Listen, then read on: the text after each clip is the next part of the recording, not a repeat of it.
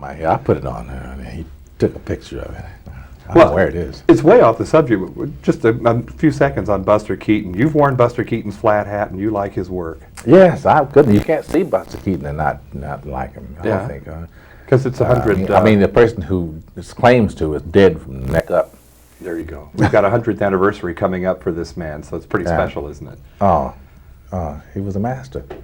Meantime, we're here, of course, to talk about Outbreak. Outbreak. Billy Ford has got a dilemma. Yes. Now, I'll let you reveal how much you wish to reveal about the problem he faces, but it's a doozy because you've got a big decision to make twice in your lifetime about how to contain a virus. This movie is about this viral outbreak, this outbreak of a virus, and it happens here in this country, and the dilemma is what method we're going to use, if any.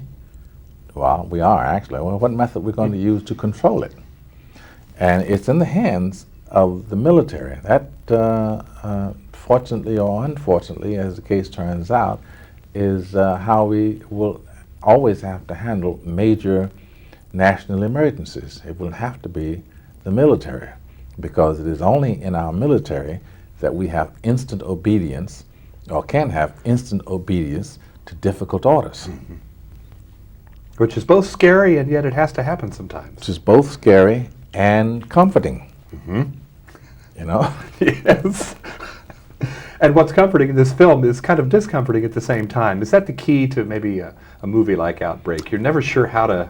Absolutely. If the audience can get ahead of you and solve the puzzle or get there before the film actually does, I don't think they're going to enjoy it. I don't think you enjoy it quite as much. Mm-hmm. You know, and say, oh yeah, I knew that. I had that figured out. You know, or I've seen that before. Or this was a copy of so and so and so and so. Yeah, I think one of the great things about this movie is you don't know. Yeah. You know? Is this one of the busiest times of your life right now? It's another one of those busy cycles. We have them. I've been out of work for a year.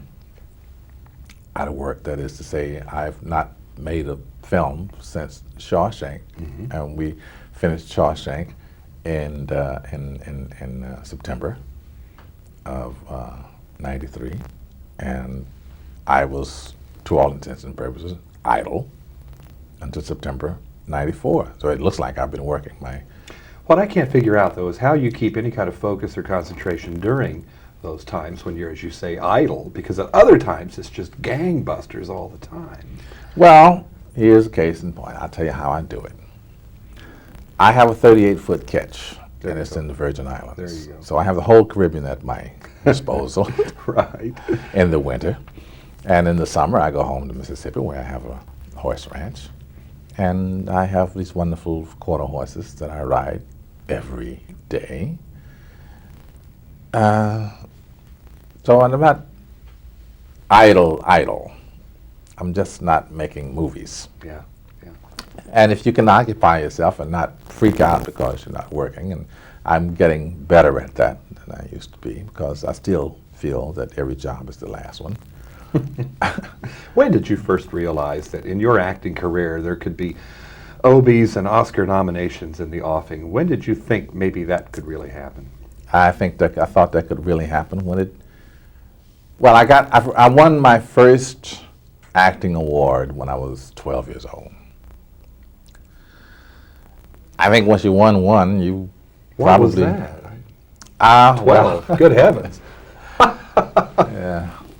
Well, it was in Mississippi, and we have statewide competitions back in the 50s.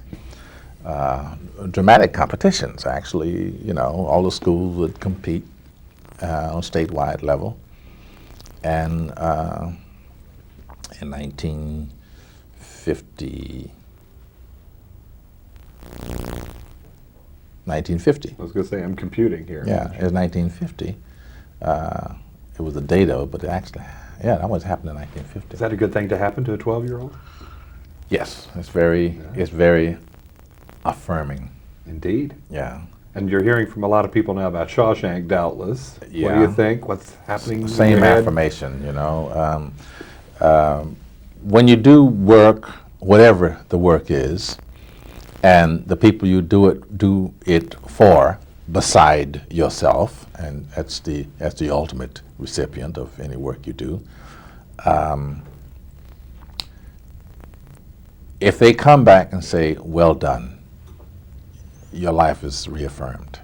Your reason for being, your personhood is elevated somewhat. And maybe the best thing too is that it'll get other people to see Shawshank. Well, that would be delightful.